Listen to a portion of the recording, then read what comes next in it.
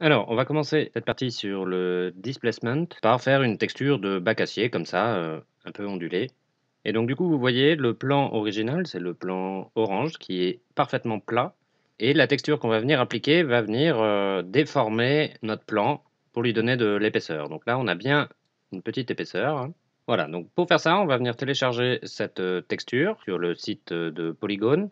Sur le site de Polygon, je suis venu chercher les textures gratuites. Et dans les textures gratuites, je suis venu télécharger celle-là. Alors, vu qu'on est sur Polygon, on pourrait utiliser l'add-on d'import qui nous ferait sans doute tout ça bien. On va plutôt le faire à la main pour revoir ce qu'on vient de voir. Alors, je vais supprimer Suzanne, désolé Suzanne, me remettre en mode shading. Ah, ou non. Je vais aller chercher dans mes espaces de travail l'espace shading qui me permet d'avoir une vue 3D que je peux régler en rendu temps réel, un espace pour les matériaux, si je sélectionne un matériau, je retrouve mon matériau, un espace pour les UV et un explorateur pour aller chercher plus facilement mes textures. Donc je vais aller chercher là où j'ai téléchargé mes textures. Et voilà, je vais aller chercher les textures 2K, ce sera largement suffisant. On va rester sur ce matériau-là, on pourrait en créer un nouveau, mais on va par exemple le renommer. Ce que je propose, c'est qu'on recommence de zéro. Alors, facile, on va prendre la couleur, la faire glisser ici, rester en mode couleur, couleur sur la couleur. Ok, pas de problème.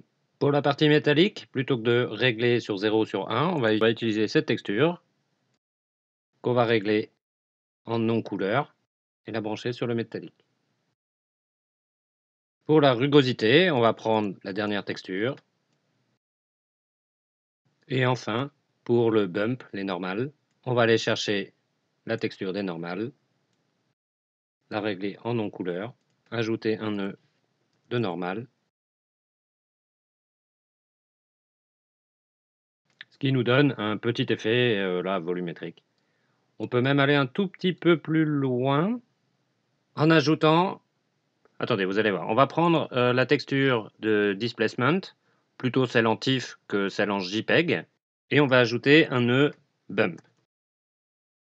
On va brancher normal sur normal, et cette image va nous servir à donner la hauteur, à régler la hauteur du bump. Je pense qu'on peut réduire un petit peu cette valeur, ça m'a l'air un peu corsé. Voilà, on a un semblant d'effet 3D, mais toujours pas de displacement. Ma surface est bien plane. Pour faire un vrai displacement, on va utiliser là ce nœud dans Material Output, le nœud displacement. Alors, on va reprendre, ou non, on va garder celui-là. On va ajouter un nœud displacement. Et pareil, on va brancher cette texture sur le height, sur la hauteur du déplacement, et brancher ce déplacement sur ce nœud-là. Alors ici, rien ne s'est passé, absolument rien. C'est qu'on a deux, trois petites choses à régler.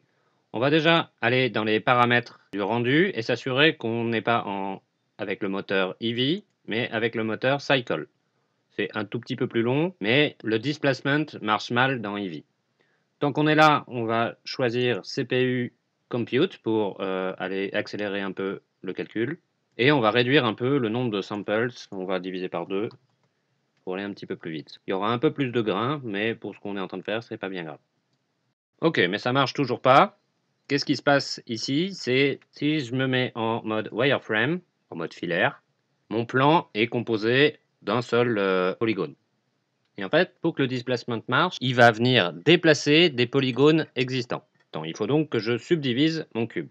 Je pourrais faire clic droit subdiviser, mais pour faire ça de manière un peu plus paramétrique, on va utiliser un modifieur qui est le modifieur subdivision de surface. Et petit raccourci pour aller plus vite, je vais annuler ma subdivision et je vais faire CTRL 5. CTRL 5 va rajouter 5 étapes de subdivision. CTRL 4 va en ajouter 4. CTRL 3, 3, et ainsi de suite. Donc si je fais CTRL 5, en mode objet, pardon, CTRL 5, j'ai ajouté un modificateur subdivision.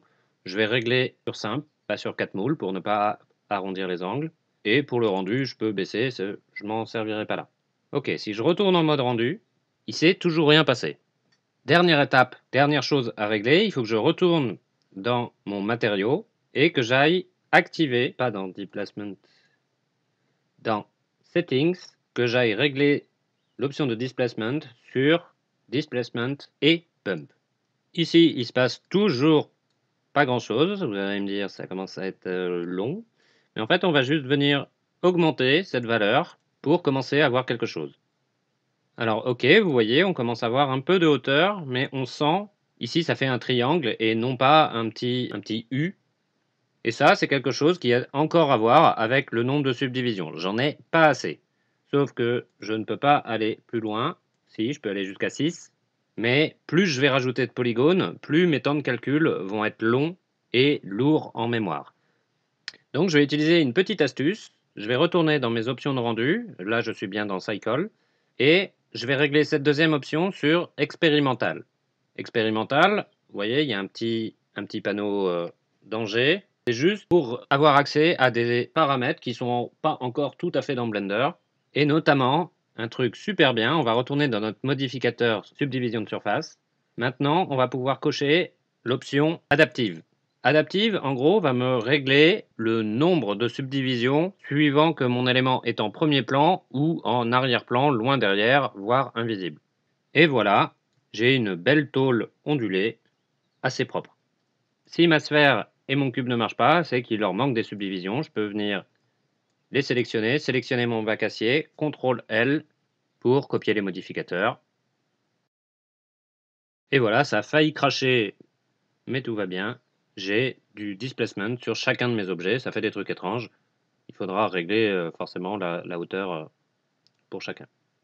Ok, donc ça c'était pour Cycle, pas de problème. Pour Eevee,